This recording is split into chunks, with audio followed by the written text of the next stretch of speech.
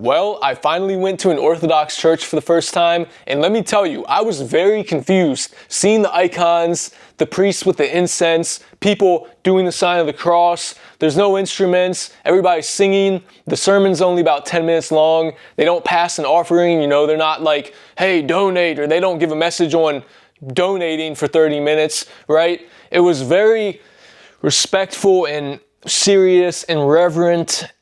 And I appreciated it, right? Because it's not 10 a.m. and there's not fog lights and strobe lights and bass and people jumping on stage, clapping and come on family, let's go. Like feminine music. There wasn't any of that. And I'm just like, wow, this is different, but I kind of like it. And it was very long too. A lot of standing. I wasn't too big into the standing, right? After about an hour of the service, I was very hot, had nice dress clothes on, so I couldn't take it off, but people were singing and it just got hot in there. My back began to hurt and I'm just like, all right, I want to get out of here. But then I went again, and the second time I liked it more. And then I went again, and the third time I liked it more. And I've been 6 times now, 6 consecutive weeks. And I feel like I've kind of found a home there.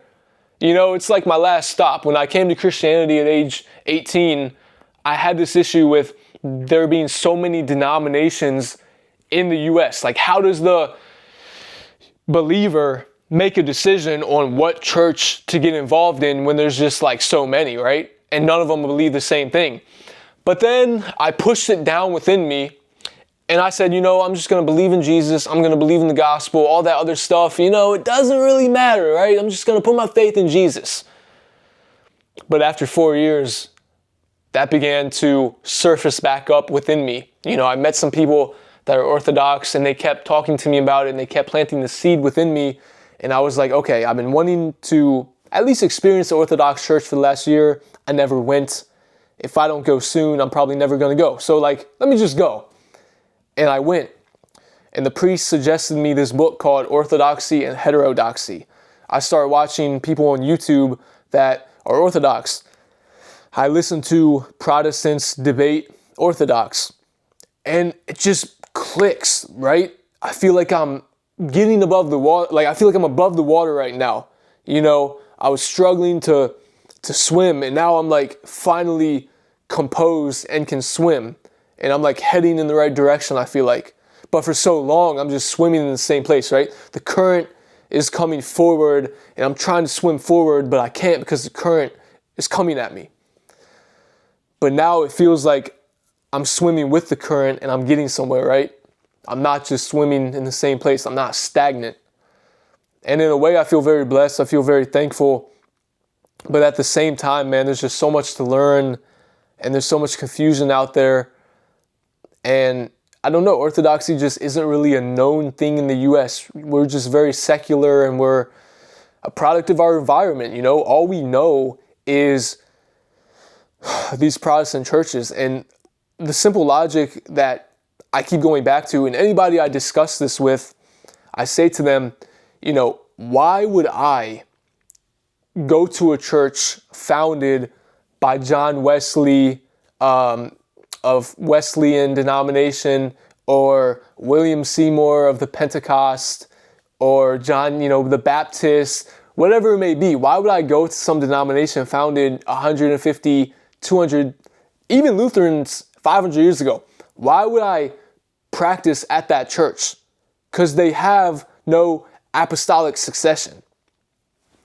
You can't date it back to the apostles.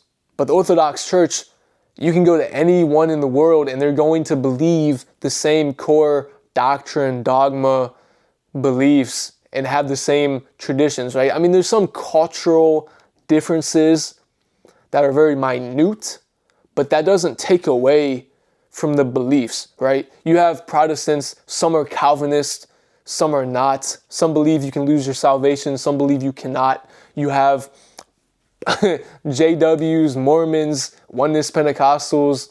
You have Protestants that don't think communion, the Eucharist, is actual body and blood. Oh, it's just symbolism. You have all this mess in Protestantism, to keep it short, right? And it's not consistent with the practices, the traditions, the beliefs, the teachings of the early church. Now, sure, some Protestant denominations are more full, more complete than others, but the point is, not a single one of them is 100% consistent with the early church. They stray away somehow, some way. And for me, because I don't know, man, I'm black and white, it's how God made me, I don't know. I want the 100% truth. I don't want 95%, I don't want 99%.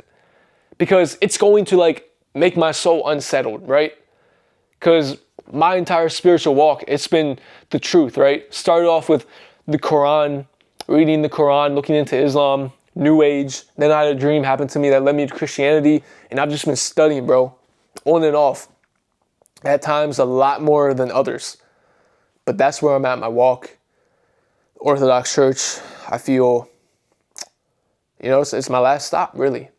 It's, from what I know, it's my last stop. I would never consistently probably practice at another Protestant church. Sure, I'll visit them with people. I may go every now and then, try and meet people, go to their Bible study, whatever it may be, right? But to me, the Orthodox Church is the one true church, and yeah,